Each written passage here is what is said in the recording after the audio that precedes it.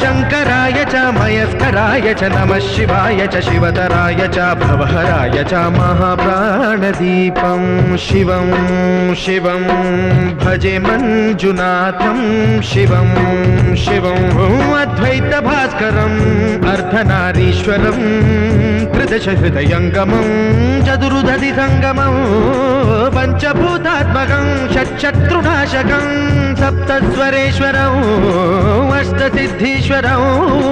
नवरसमनोहरं दशदिशासु विमलम् मेकादशोज्ज्वलं मेकनाथेश्वरं प्रस्तुतिवशङ्करं प्रणतजनकिङ्करं दुर्जनभयङ्करं सज्जनशुभङ्करं प्राणिभवतारकं प्रकृतिहितकारकं भुवनभव्यभवनायकं भाग्यात्मकं रक्षकम् ईशं सुरेशं ऋषेशं परेशं